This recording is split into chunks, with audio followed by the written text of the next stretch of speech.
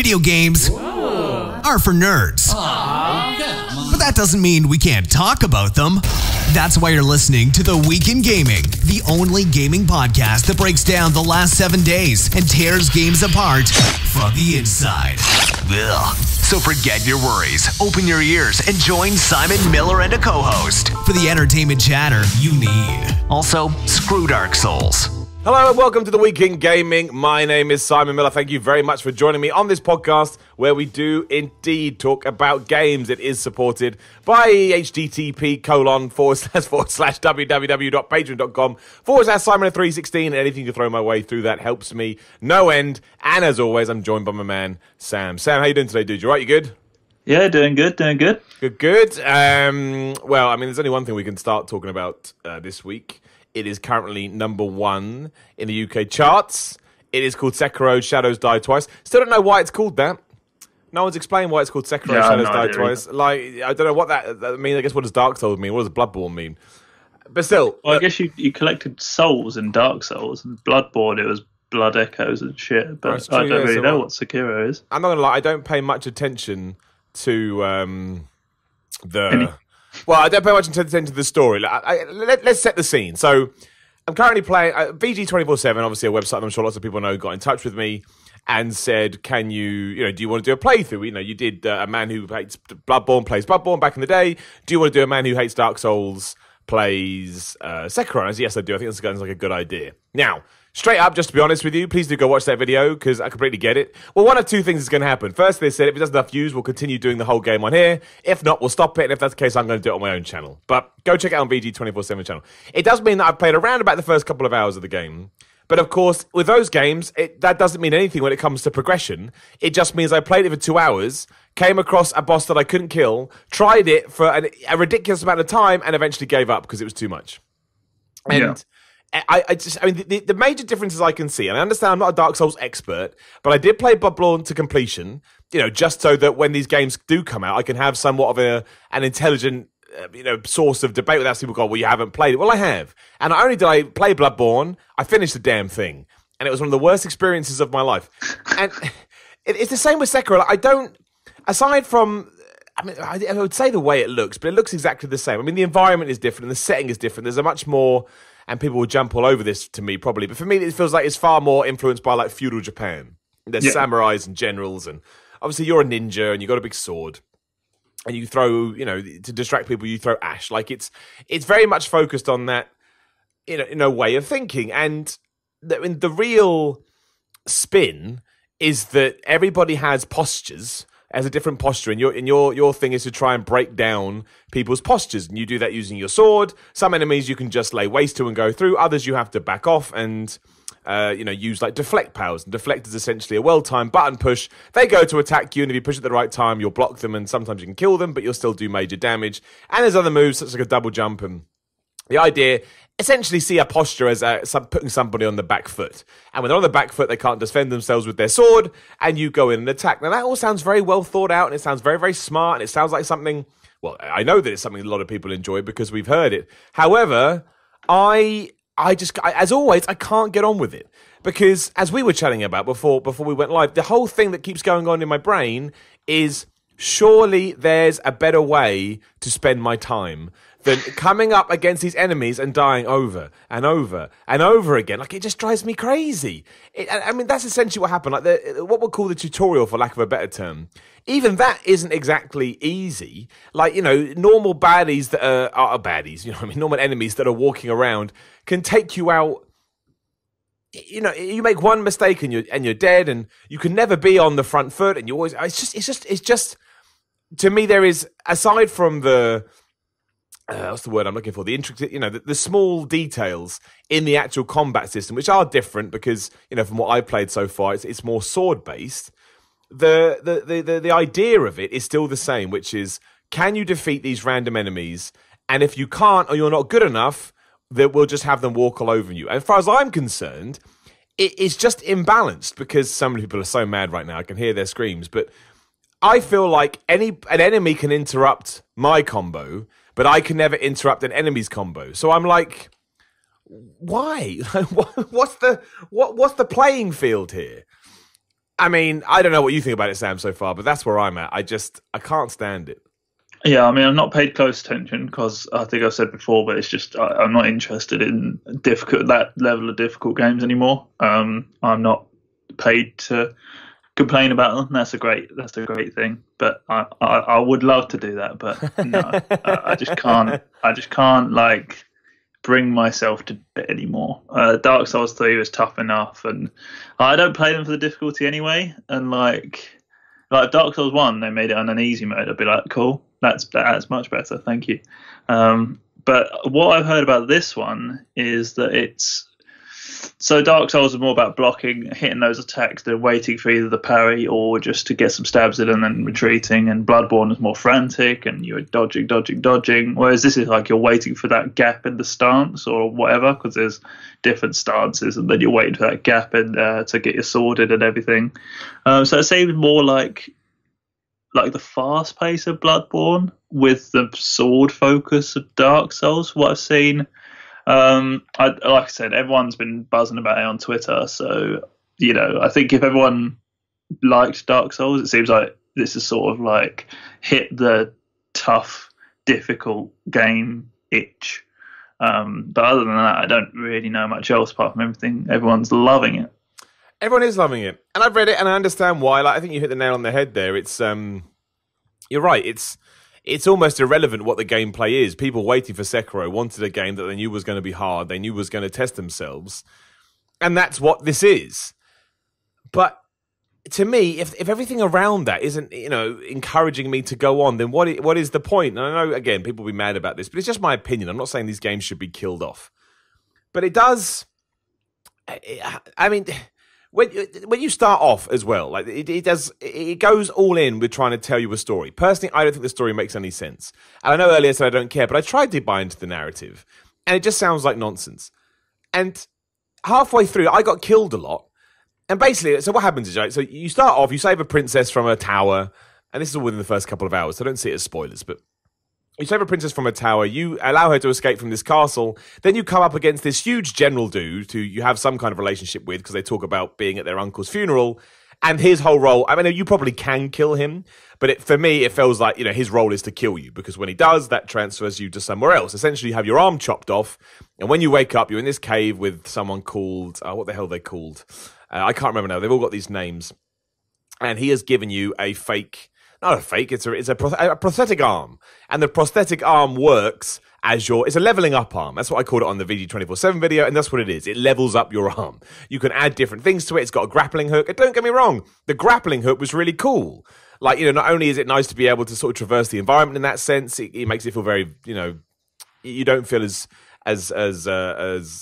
confined as you used to, but you can also use it to sort of sneak around enemies and use stealth, which is also another big focus of the game. So with this general that I'm still currently stuck on that serves as a mini boss, you can actually grapple hook your way up onto the roofs, go around the back of him, jump down and attack him to take one of his two. You got something in there called a death stroke, which is when you are able to block with the right timing. You do a death stroke to this guy, you've got to hit him with 2 death strokes before you could finish him off. So that's a good way to not have to go through the rigmarole of dodging and blocking and rolling and attacking at the right time. But then, because I died a lot, all of a sudden I was taken back to this guy's lair who'd fit me with this arm, and I was told something about some kind of dark rot that will affect this guy if I don't do well enough in the game and I keep dying. I'm like, why have I been transferred back here? All I wanted to do, it was bad enough that I have to keep going back and forth, because the checkpointing is ridiculous, as we know. Like, on the very first bit, you kill like 7 people, or you have 7 people to kill. If you don't kill the 7th one, it kicks you right the way back to the beginning. And I get it, people go, but that's the point, Simon. It's teaching you. Well, maybe I don't want to be taught. Like, get good. Maybe I don't want to get good. That's the perfect response to that argument. I don't want to get good. I just want to enjoy myself. And I'm not. But yeah, why all of a sudden I'm being transported back to this guy's place to be told about rot when I thought I was meant to be focusing on killing this general? Why does my failures at this video game have to kill this guy that fit me with an arm? Like, it doesn't inspire me, it doesn't encourage me, it doesn't motivate me, it doesn't make me want to continue, it doesn't make me want to play more. If anything, it wants to make me turn off, because I'm like, great, now I've got to walk all the way back to where I just was, because you have to try and shoehorn in some story. That is not, to me, that is not a flowy way to get that in. That's jamming it right in your face and going, ha ha ha, now you have to go and do this. And there's so many people you meet along the way that talk in riddles. No one talks in like normal. Everyone talks like, the heart shines from the moon and the moon. No, just tell me what you want and I will go and do it. It just wears me out. The whole thing wears me out. And I'm sure if you're really good at those games, I can understand why you'd get a huge, sense of satisfaction from them because they are there to challenge you. It's like anything in life, right? I don't want to get all hippy trippy, but if you set a challenge for yourself in life and you overcome it, you'll get that reward. But in the realms of a video game, again, I'm stuck on this first sub-boss. I can't remember his name, but I'm sure most people have got to him. It's when you get to the first bridge. Oh, I think it's a bridge first gate, I should say. And after like an hour of trying, I'm like, why would I keep doing this? And I'm not alone. I'm sure I'm worse than most people. But all it took was a quick tweet and a quick look on the internet to people go, oh, yeah, he kicked my ass. He screwed me up. Oh, he's really hard. Oh, you should do this. And then people start going on about all these tactics that the game has not taught you in any sense. And obviously, you're starved of health potions as it is, and trying to activate them in the middle of a fight anyway is really hard. So that stresses you out too. I just find it a massive time sink. And at no point do I ever find it fun. And how accessible is it? And I know it's difficult, but like, how clear does it make the tools at your disposal and what you should do to succeed before you go out? I don't think that if you've come into this brand new and you never played a Dark Souls or Bloodborne game, I think you'd be really confused. And again, I know people will disagree with me. This was my take on it. Doesn't mean it's the right take. It's just my take on it. And the reason I like to stress that is because I understand people get very upset when they feel like I'm not talking from any kind of position of authority. It's just an opinion. But there's this one move you're meant to do on this general, which is like a double jump. And you jump once when he swings, you get this big red mark on the TV. And then if you push jump at the right time again, you do this big move, and that will really damage his posture, and you can try and attack him. But when I read that, when it came up on screen, sort of, tutorial pop-up, it did not make that clear whatsoever. And I don't think I'm a stupid guy. Maybe I am stupid when it comes to this. But I had to go on the internet and read somebody else's explanation because I didn't know what it was telling me. And I played a lot of Dark Souls. Again, there's a series up on the YouTube right now from my days at Video Gamer. I finished Bloodborne, and I even played a bit of Dark Souls 3, but that was kind of when I had to take a break because I realized it wasn't fun to watch me. It's fun to watch me get mad, but it's not fun to watch me get miserable, and I was getting miserable. I think it's a very fine line. And I think the only reason I could figure out what to do, or at least to calm down the way that I would usually play a video game is because of my experiences from those. And of course, the counterpoint to that is yes, but other new players will learn that too, especially now because those games have become a franchise of themselves. So, social media or the internet news websites will tell you. But I don't necessarily think that's a great way to go about it. I don't think it's that accessible whatsoever. I mean, the first thing that you do is you wake up and you double jump your way up a cliff edge. And then you're sneaking around on a side of a mountain. So it's all very similar stuff. And then you're doing stealth, and I worried about the stealth. It's actually simpler than I thought, so that was okay. And then as soon as you sort of save this princess, or queen, whoever she was, you're straight out into the world, and you're facing these two guys. And the first two guys I faced, I tried to be very, stoic and slow-motioned and smart. And as it turned out, these are just guys you can run through quite easily. And again, I taught myself that. But I can't even imagine. I guess it would divide people down the middle. I'm sure some people have never played it and are now saying, oh no, I picked it up really easily. But I wouldn't have done. I would have put that game down so fast if I was still where I would have been without the knowledge of Bloodborne and Dark Souls. I don't know whether it's meant to be pitched as a more accessible game, but I don't think it is. Not for me anyway. Yeah, I remember when Dark Souls 2 had a tutorial at the beginning, and a lot of people complained because it didn't feel like Dark Souls. But I thought that was just like, that's what you should be doing. You should be making everything, especially with these games, you should be making everything clear as to what you can do and making sure that you have all the tools to then face.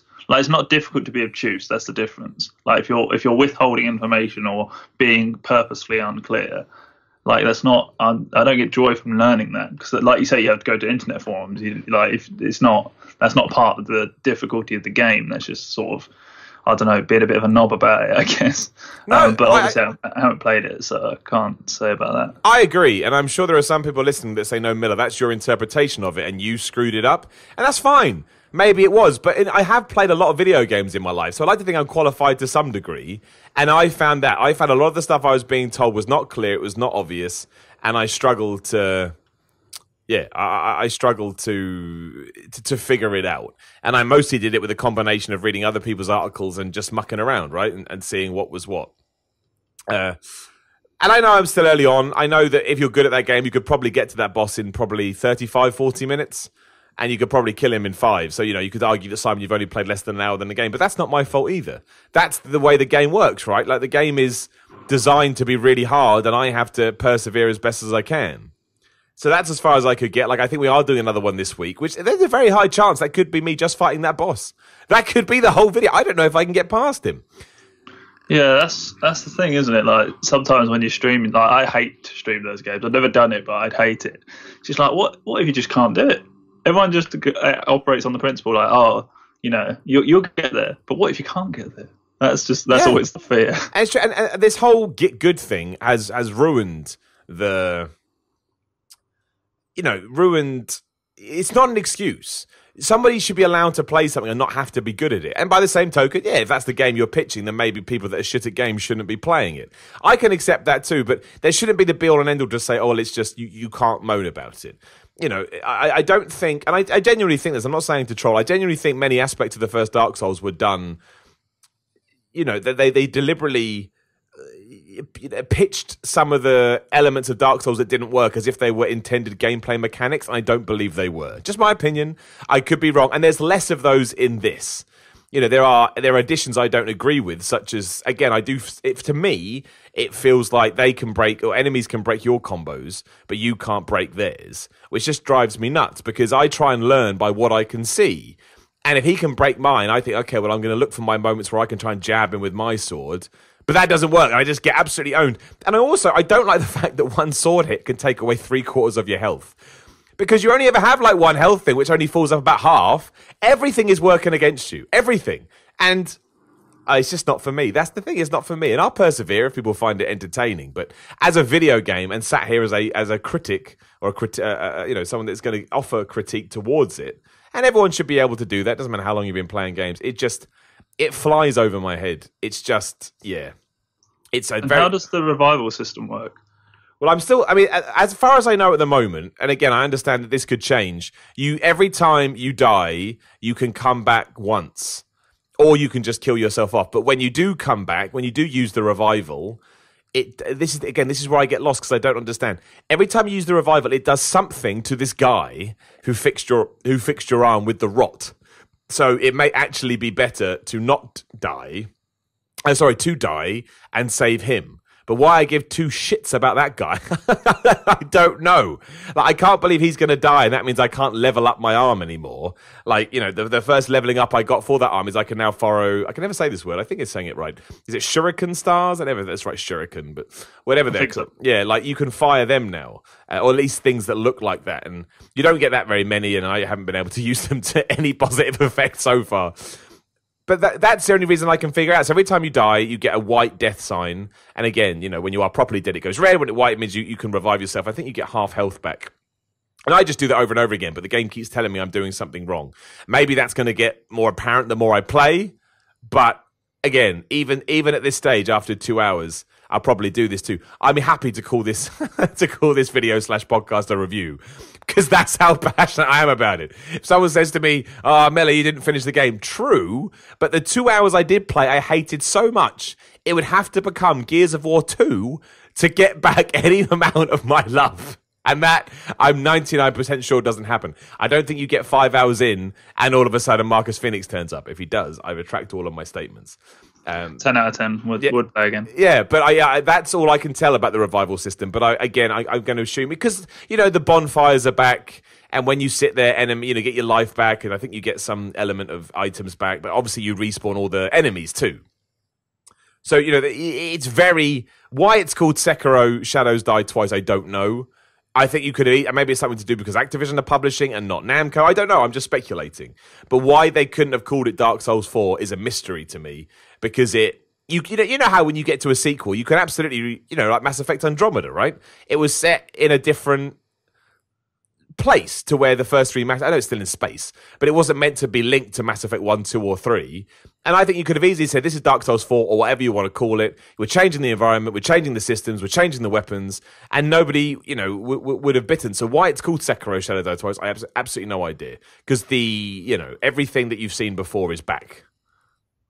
Yeah, I have no idea. I don't really know why they went with feudal Japan anyway, because it's not a million miles away from sort of. I mean, obviously it's Eastern sort of history as opposed to Western sort of medieval fantasy, but it's not a million miles away considering the sword-based focus and whatever. I don't know why they chose it personally. No, but especially with Neo. Neo did sort of a similar thing. It looks a bit like Neo, to be fair. I'm not saying that's necessarily a bad thing, but there is a similar feel to it. But look, I've seen the reviews. I just got some up now. Telegraph 10. Let's get some ones we actually know what they are, just to prove. IGN 95, CG Magazine 92, GameSpot 9. I'll try to get a couple more. Destructoid 9. Let me get the lowest one, just so you get an idea. Again, the lowest one is IGN Japan, which is an 8. And to pull out some quotes for the Telegraph one, Sekiro is a game that, for better and worse, lays down an almost belligerent challenge. Keep playing by all means if you can handle it. Such fierce difficulty will not come as a surprise to veteran on From's previous games, and so on and so forth. So, that to me, I think the reason people like it is because you're pitched as a samurai.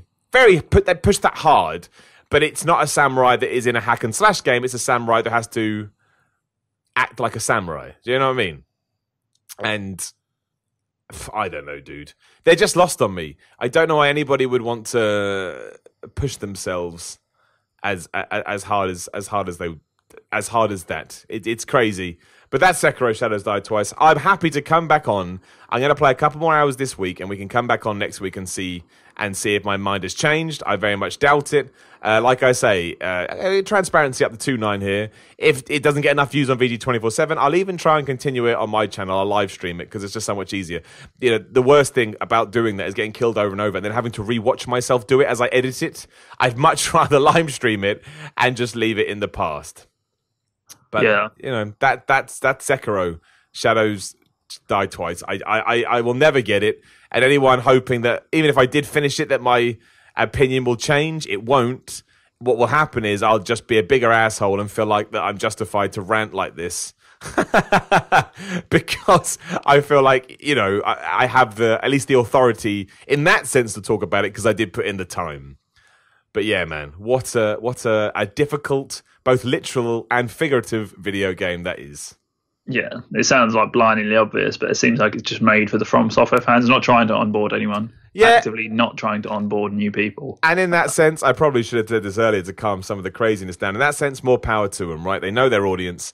They're supporting that audience who brought them to the dance in the first place. I know a good friend of mine who was kind of on the Dark Souls bandwagon very early, worked for Games TM and gave it a 10 before anybody even knew what it was. So, he dived into that world very quickly, and he thinks this game is brilliant. He thinks this game is absolutely excellent. I'm like, okay, more power to you. And when I tell him I think it's shit, he's like, "You're joking, right?" I'm like, "Nah, bruh."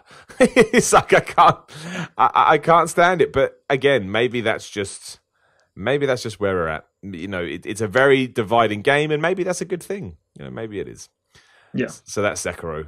Sam, if you do play it, well, let us know. I would strongly advise that you don't. So I'm not going to. Definitely not going to. Hopefully stick to the guns. Right, let's talk about some stuff for you, Sam. You've been playing a couple of things. Let's talk about observation first.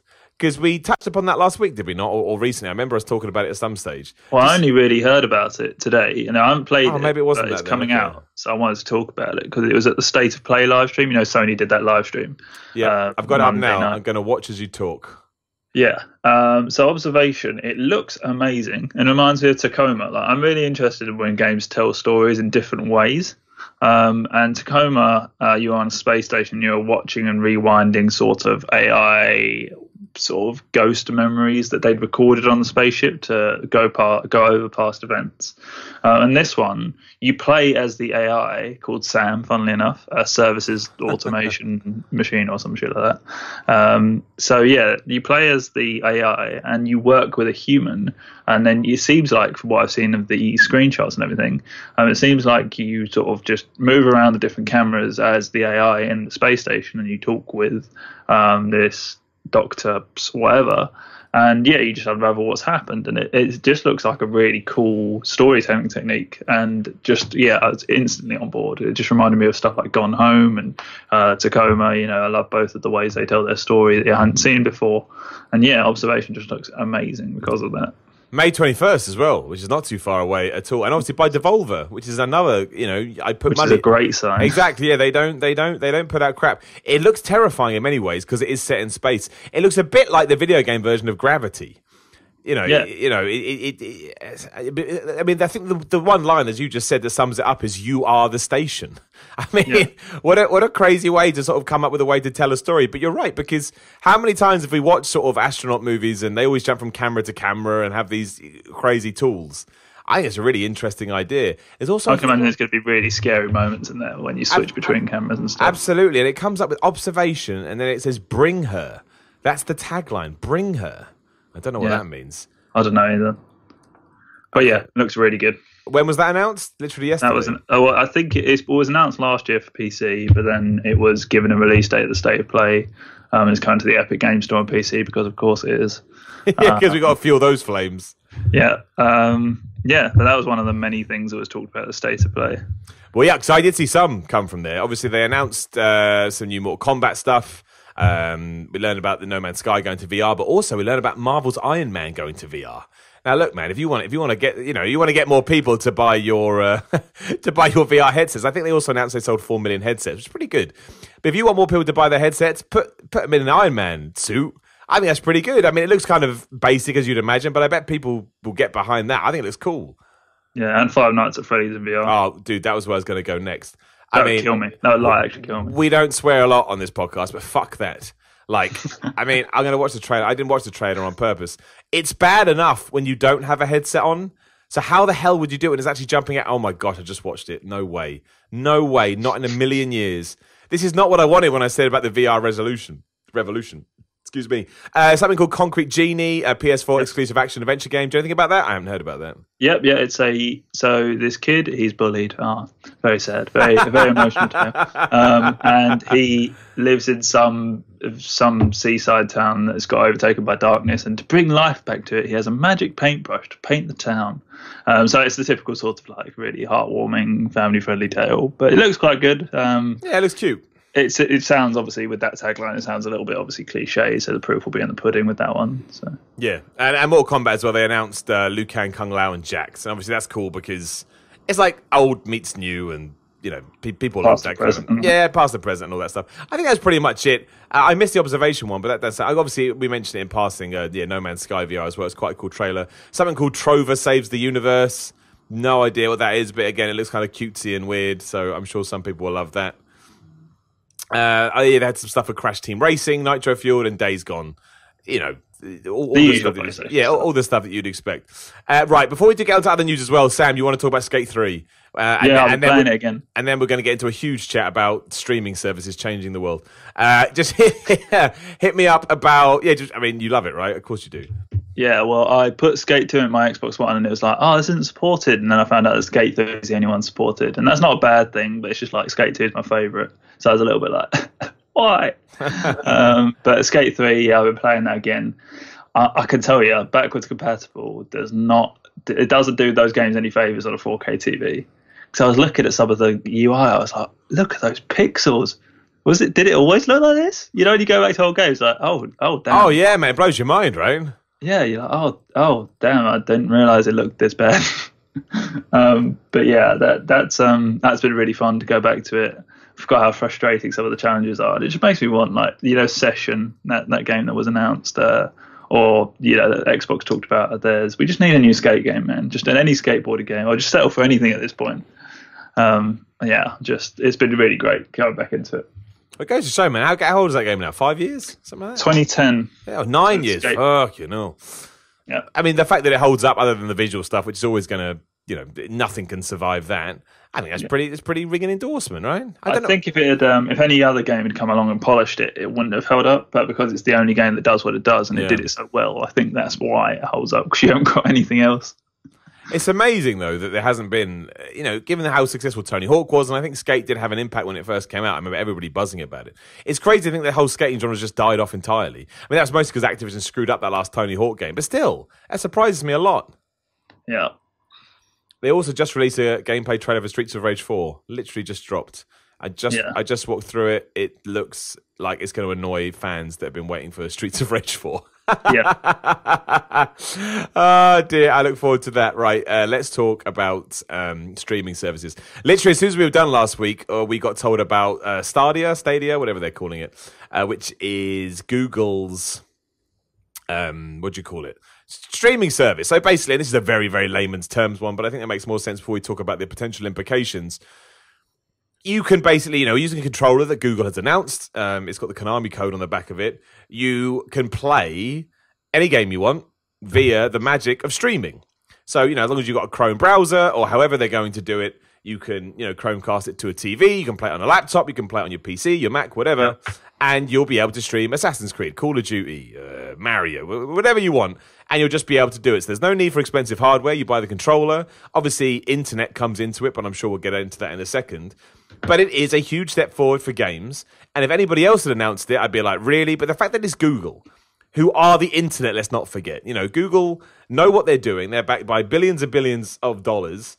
The servers and the systems they can set up for this kind of thing may very well take away a lot of the criticisms. We don't know till it launches. My point is, I was very positive when I heard about this and sat down. It got me intrigued. I think video games have been wanting to head in this direction for a while. I think a lot of the pushback has been the same way there was pushback when the iPod changed music.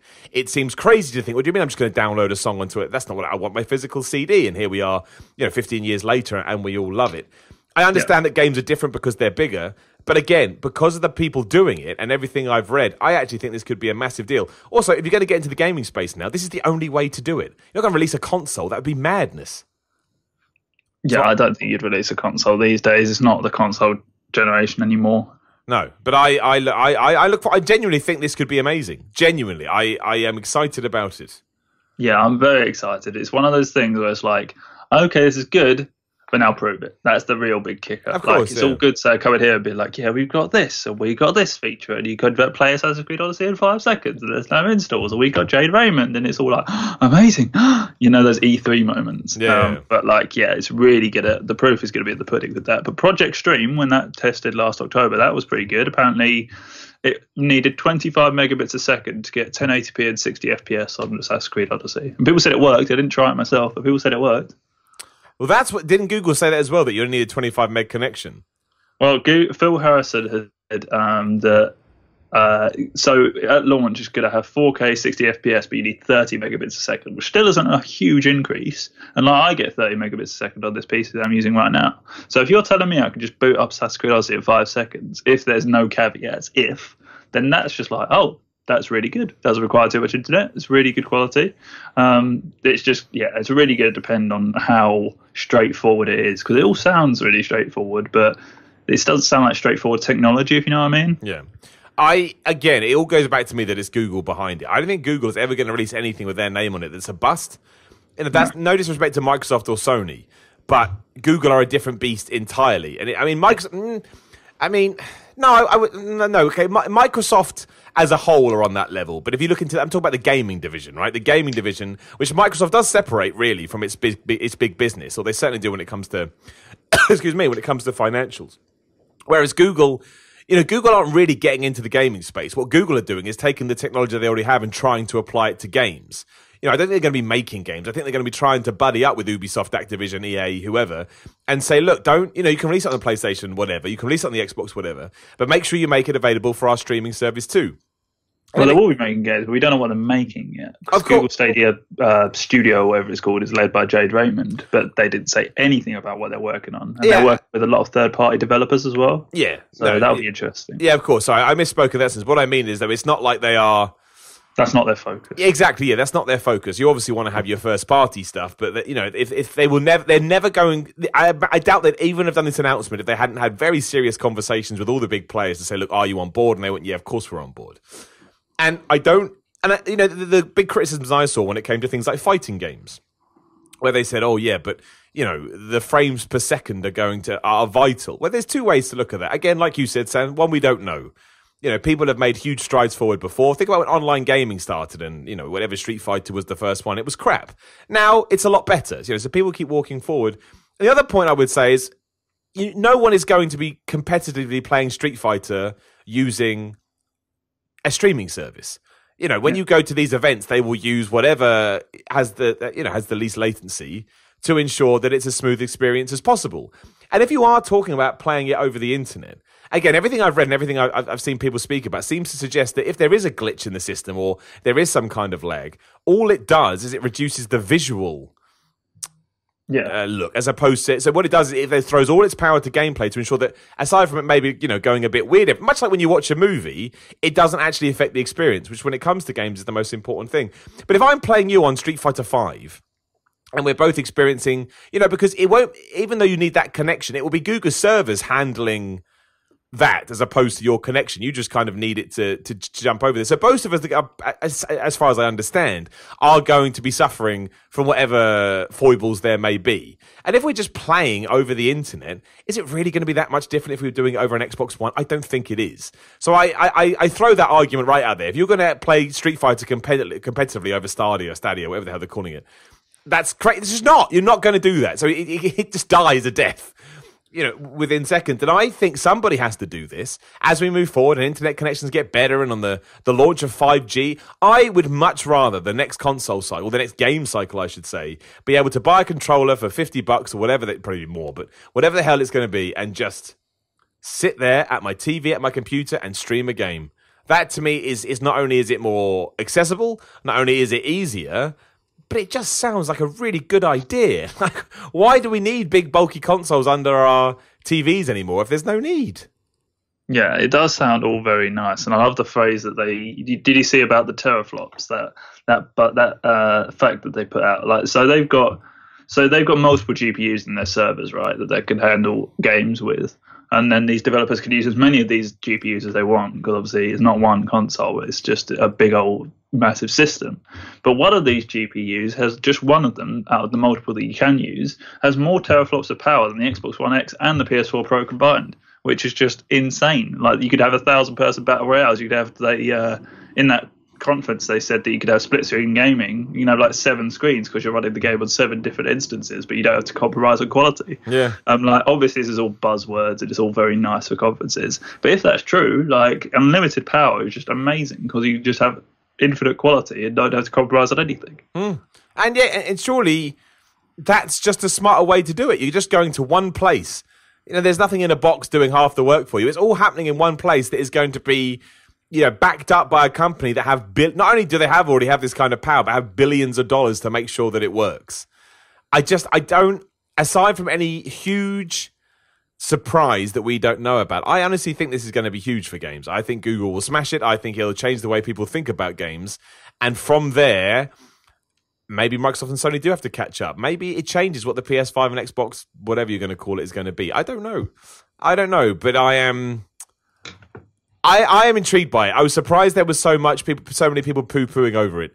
To me, that seems crazy. Why wouldn't you want to move forward? We should all want to move forward, always, all the time, to see what we can do. I think it's just because at the moment it sounds too good to be true, sort of thing. But it's just like, just wait for them to. It isn't just until proven guilty, right? Like, wait for them to go wrong before you talk bad about it, as a sort of thing. If you know what I mean. A lot of people say it's not possible, but it's just like, just wait. They proved it with Project Stream. Just wait for them to do it or don't do it first. I know, and there's loads of articles right now saying, I played it and latency is present and it got me killed and so on and so forth, but it's still early days. It is still early days. Like, to me, that is the equivalent of playing a brand new video game. Going to a preview video game and saying, the frame rate was shit. You can mention it, but that shouldn't be the be all and end all. And other people, God, I bet it costs loads. No, I don't think it will. I think that's the whole point. I think they want to say, look, you don't have to buy a console, you don't have to buy a PC, just do it all through us. I imagine it'd be a monthly price, would it not? I mean, I don't know. I would assume it would be a subscription to access the servers, because you're not buying anything. Yeah, and what's wrong with that? People got mad about that as well. I just think, and again, some of the articles headlines as well, you should lower your expectations. No, I'll do whatever I want. If I want to have high expectations, I'll do it. And if they don't live up to it, all right, who cares? But if they offer me a subscription service of £15 a month, I think that everybody else should take notice of it. That's what I think. Yeah, I've been speculating as well. I think Back for Blood, that Left 4 Dead spiritual successor, I think that might be built with Stadia in mind. Because if you could have however many screens and infinite amount of zombies, that would be amazing. I imagine Left 4 Dead, but the hardware is just limitless and you can have whatever going on screen at once. That would be nice. Oh, yeah. Oh, yeah. And I know there's unanswered questions like, what happens to mods and game preservation, and if Google just leaves, or if they, bombard you with advertising and browsers. Well, I've heard all of that before too. And again, with everyone seems to be happy with the iTunes model, and I remember everybody crapping all over that, and yet now more people are doing that than ever. So it didn't, and again, people go, well, music's different to games. Yeah, well, games are different to music. Like, the whole point is there's ways and means to circumvent any issues that there may be. I am on board, I like it, and I'm intrigued to see what they're going to do. Yeah, I think the long and short of it is just that we don't know enough to make a full conclusion yet, but it's just, I don't think the speculation is that helpful yet, because like either it's damaging to Google, who haven't got the evidence to back themselves up yet, or it's just taking it a bit too far the other way. So you're like, it's the best thing to sliced bread. Just like, everyone calm down. They just give it a concept to you. That's pretty interesting. We're going to find out more this summer about the games, which will be really interesting. Just, it's cool. It's nice to have that buzz in the sort of games industry. I don't think we've had one since the Switch, which was really innovative. Like, I can't remember this about a buzz about something really new and exciting and unexpected. I think even if it did die, somebody had to do this. Somebody had to grab the bull by the horns and make sure that we start moving in this direction. And even if Google has to be the scapegoat for it as somebody else, okay, fine. But I've said for years, I remember being on the Video Gamer podcast and saying, where's my Netflix for games? And I know this isn't really the same thing, but, it's on the way. And I really, really hope we should all embrace this, and we should want them to do well. And if not, well, somebody else will come along and they'll learn from their mistakes. Yeah. I think it's really, really important. It was a crazy week as well, because then obviously Apple came out. And what did they announce? They announced the Apple credit card. They got the Apple streaming service, which is coming soon. They got TV Plus. Yeah, they got Steven Spielberg and Oprah Winfrey and Jennifer Aniston and Reese Witherspoon and Steve Carell. It's a big deal. But they also said, and I'll tell you what as well, I quite like the Apple credit card. I've never said that about credit card in my life. Very good sell job. But they also announced their very long rumored game subscription service, which is going to be called Apple Arcade. I've just got a bunch of buzzwords here, or a bunch of sentences, so you can get an idea before we discuss. Coming this fall to 150 countries, Apple Arcade is a game subscription service for iPhone, iPad, Mac, and Apple TV. And it basically bundles up several premium games, and it delivers them to you for you subscribe to it. So you pay, I don't know if prices came out, but I'm sure it'd be something like $15, and you will get a bunch of games, and they'll add new games all the time. It's Netflix for games. However, as opposed to playing Assassin's Creed, Call of Duty, you're playing indie titles. That's the best way I can put it. But or good mobile phone games. The service obviously will still coexist with the way that you would expect to use your iOS device. There'll still be an App Store, an iTunes Store, and all of that. This is just a way that if you play a lot and you travel a lot and you've bought into this world we now live in, where subscription services are the way, which they are. I mean, I think maybe we're getting a little bit too much, in terms of when you look at your bank statement each and every month, but whatever. It's a great way, I think, to continually embrace this model of a growing ecosystem when it comes to games. I don't necessarily think this is something that I would sign up for, depending what's on it. I don't think I play enough mobile games. But I think it's cool, and I think that it shows Apple is kind of diversifying what they have been doing, especially because revenue streams are down elsewhere. The iPhone and the iPad aren't selling anywhere near as much as they used to. But, if they can create, essentially become the Xbox or PlayStation officially of mobile gaming, that seems to be what they're going for here, or an Xbox Live or a PlayStation Network. Why the hell not? I'm all right with it. And a bunch of developers came out saying they actually think this may actually benefit them. Why that's the case, I don't know. But that seemed to be the common approach with all of this, is that, we can do X and Y and Z and hopefully get more people playing mobile games everywhere. Yeah. I mean, I don't know much about it. There's not a whole load of information about it, but it seems like a pretty good idea. Yeah, I mean, you get some of the games, there'll be more than this. I won't read them all, but I don't even know some of these. Where Cards Fall, The Pathless, Lego Brawls, Beyond a Still Sky is going to be there, No Way Home, Projection First Light Repair, Sneaky Sasquatch, we all want that, Sneaky Sasquatch, Sonic Racing, Doomsday Vault, Manomals, Enter the Construct Overlines, Kings of the Castle. Again, Will Wright's admitted that he's making the game. I think that's the thing. And you've got Bossa Studios, Cartoon Network, Finji, Giant Squids, Konami, Lego, Sega, loads of games here, who were saying that, I think that's the cool thing about it. Before, potentially, people that didn't want to make games for iOS may now feel like they should, because there's a better sort of foundation to put them on. As opposed to just throwing it on an app store where you can just get absolutely destroyed by everything that comes out. Now you actually have a dedicated system where Apple, if you team up with Apple, they'll push your game and you may be able to get some surefire hits, and hopefully it means it makes more money for the developer too, which is always good. It's Game Pass for mobile, and much like Stadia, that's what I want. I want more things like that. I just think it makes video games more accessible and more fun to play, and it normalizes them. And the more we can normalize video games, the less older generation people try and cut them down, because you're like, well, no, man, you've just got the wrong end of the stick. Yeah. And you can play games offline too if you get it, which I'm always a big fan of, because so many you can't do that with now, and it drives me absolutely nuts. And look, Sonic's on it, right? Everyone loves Sonic, so yeah, deal with it. Going on the comments on last week's podcast, I'm not sure everyone does love Sonic. It's true. And something else we need to talk about as well. Oh yeah, EA has, before we came on air, right, EA announced some layoffs, that's right, isn't it? Yeah. Which 350 people in marketing and publishing. I mean, that is a lot, especially in the wake of the Activision. The worst thing with the Activision thing is as well, obviously I won't name names, but I'm sure it'll be the same thing about this. You forget how wide-reaching that stuff is. I was talking to some of my mates who worked at Activision, I hadn't talked about it for a while, and then found out they've been let go.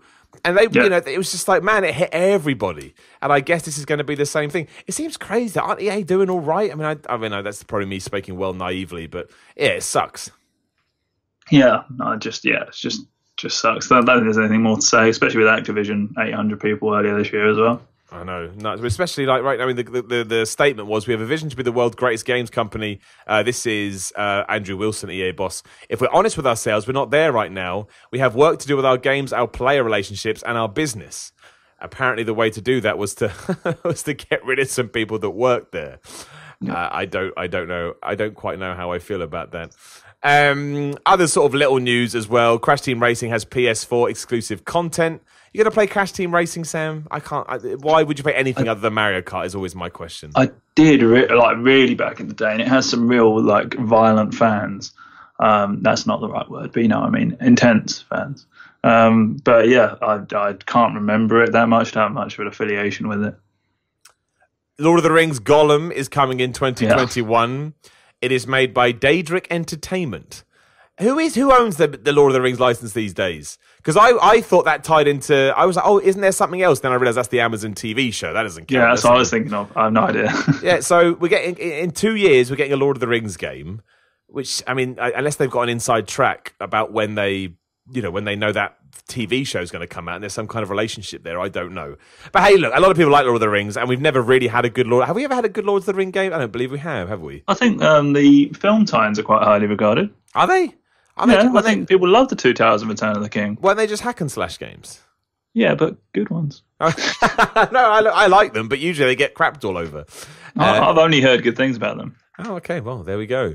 There was some other stuff that I wanted to talk about. Can I find them? Probably not. Oh, yeah, Persona 5, the Royal announced. More info due next month. And how there's another Persona game, I don't know.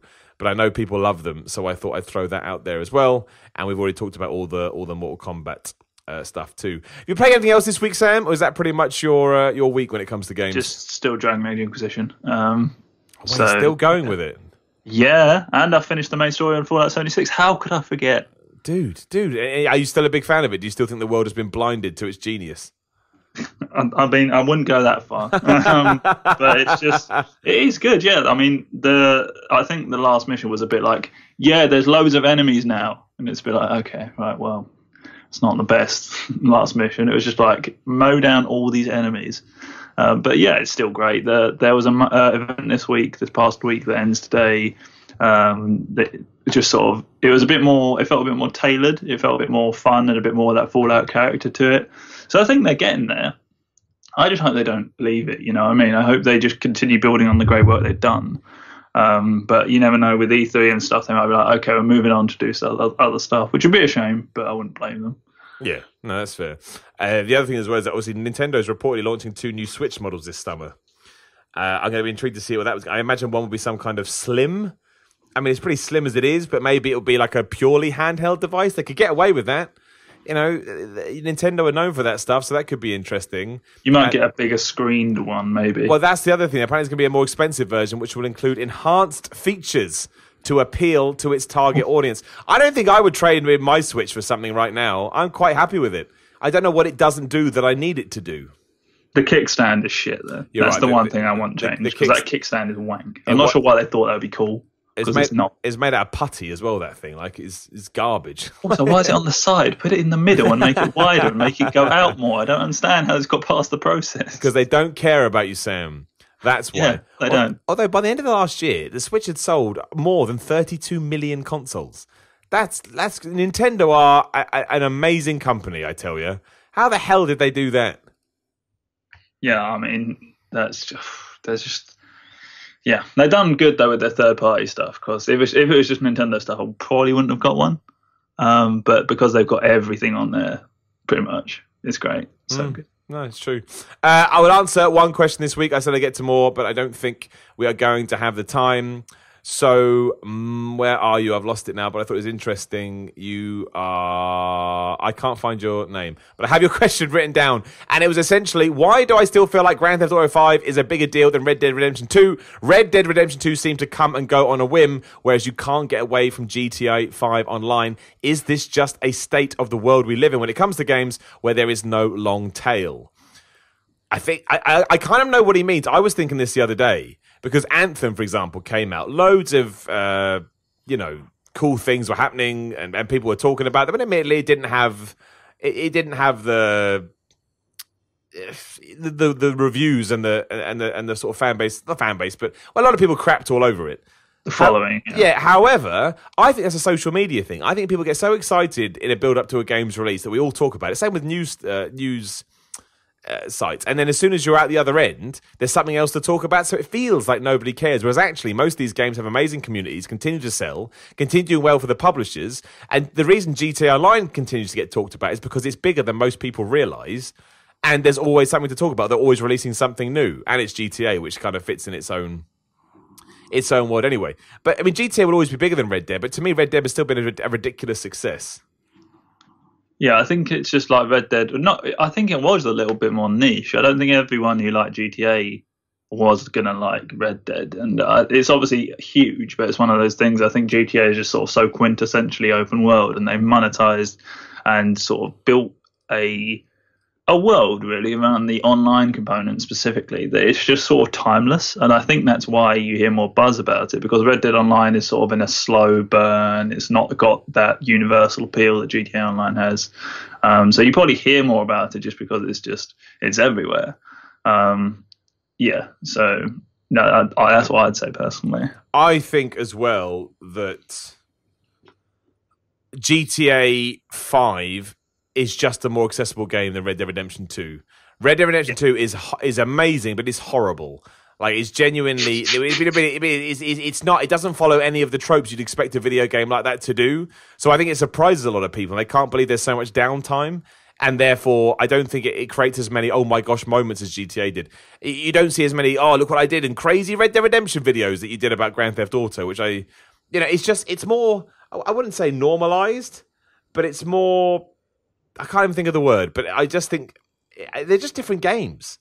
They're just massively different games, and I don't think that Red Dead was ever going to get into that unless it had vastly changed. It's a weird game. If you've played it, you'll know there's a lot of downtime in that. A lot of downtime. Yeah, you're not used to seeing that. Yeah, and I think that's the reason why. I think it's as simple as that. But it's still brilliant. I guess again, it's that weird thing where it's brilliant, but I don't necessarily like it. It makes no sense. It makes absolutely no sense, that video game, but it is brilliant. Okay, that's pretty much it for this week. Everyone's talking about Sekiro, and hopefully we talked about it as much as we could. I've just got another review up here, 10 out of 10. I mean, it's just crazy. It's just crazy. I mean, fuck everyone. Well, I'm going to regret that one. That was a joke. I didn't mean it. And again, if you want to see me play it some more, I probably will be doing it over on VG 24/7. And if not, I'll do a couple of streams on mine if I can't get anywhere. At least I tried. And I think that's what it's all about when it comes to video games. Make sure you follow Sam on Twitter at Sam Bishops, 3 P's and a 1 at the end. Yep. On Twitter, I'm Simon316 on Instagram and Twitter. I may actually have a new podcast this week. I don't know if I'm going to do it yet, but you can keep an eye out for that. Obviously, the wrestling podcast is there too. Also by my patreon.com/Simon316. Actually, one thing I do want to talk about before we do finish, because thankfully this just popped up. Sam, did you hear about Zack Snyder going crazy about DC fans when it came to Batman? No, but it sounds like exactly what I want to hear. Right, it's wonderful, right? It's wonderful. He was doing some kind of chat somewhere, a Q&A session, where I don't know. And he was asked about the dark tone that his DC movies had, because obviously within them, Batman kills a lot of motherfuckers, right? Yeah. And he said, I got the quote up now because I saw it, I just typed it in. Someone says to me, Batman killed a guy. I'm like, fuck, really? Wake the fuck up. Once you've lost your virginity to this fucking movie, and then you come and say something to me about, like, my superhero wouldn't do that. I'm like, are you serious? I'm down the fucking road on that. It's a cool point of view to be like, my heroes are still innocent. My heroes didn't fucking lie to America. My heroes didn't embezzle money from their corporations. My heroes didn't commit any atrocities. But you're living in a fucking dream world. Now, two things to Zack Ryder. One, Zack Ryder's a wrestler. Zack Snyder. One, calm the hell down, bro. Like, the hypocrisy there is amazing. He doesn't like these people coming up to complain, so he uses the exact same technique to go back on them. But also, I think, and again, I'm a Batman fan, I'm a nerd, that's fine. I think it's a fine argument to say that Batman shouldn't kill people because it's a cool little character trope that kind of underlines his dark behavior, but never crossing the line into the criminal underworld. That's how he manages to say, on the good side of his own moral code. I can deal with these. The core pillar of him, like he has to battle with that because sometimes he does hurt people. That's part of the core of the Dark Knight trilogy, and then he has to deal with that. If you're just like, yeah, I kill people all the time, you take away that nuance of his character. Exactly. Then who is he? He's just a guy that runs around a bat suit kicking the shit out of everyone. Dude. Yeah. And that's like, okay, cool, but at the same time, it's not as interesting. That's what I don't get. And I was amazed someone just like, okay, thanks, but I don't agree would have done. But the vitriolic and aggressive nature, I was stunned. Like, it's all right. Like you just said, it's okay to look at that Batman character and go, that's like taking the cowl off. Go, fuck, man. Don't need a cowl into this. You do, because it's just part and parcel of, you know, because the cowl represents more than him trying to hide his identity from the world. It's also him trying to hide his own identity from himself, blah, blah, blah. We don't need to get into it. But yeah. Also, I love how he applies real world logic to it. Like, I know, it's not real. You think corporations don't do this? Wake the fuck up. It's like, yeah, it's not real. You don't have to apply the real logic to Batman. The best thing about comic books is that allow you to escape all of that. Don't. Oh, I don't know. It's crazy. Absolutely crazy. It's like the seeing Superman and being like, "Oh, you think he can fly? Grow up." I'm like, yeah. No, that's part of his character. That's like he has to be grounded now. He has to be grounded because otherwise he's not a superhero. Take ground Iron Man. Take away the Thor's hammer. Captain America, make him an asshole. Anyway, I don't think Zack Snyder should be making any more DC movies. That's my point. Or maybe get a PR manager before he does Q&A. Yeah, maybe just send some of their script beforehand and say, what do you think? So, that's that. I just wanted to let everybody know. Hilarious, though. He's absolutely crazy, and I'm looking forward to the new Batman film, and also all DC things not done by him. Although he has gone through some hard times recently, so maybe he's just a bit upset, which would be fair. He has had a lot of problems. Anyway, thanks for listening to The Week in Gaming. We'll be back next week. Sam, as always, thank you very much for your time. My pleasure. And again, cheers everybody out there in the world of Audioland too. And again, you can see all of this on youtube.com/The Report Rules. Enjoy your week. Embrace your heart to the world of streaming services. I think it's going to be okay, but Sekiro can go do one. Thanks very much, and we'll talk to you all again very soon.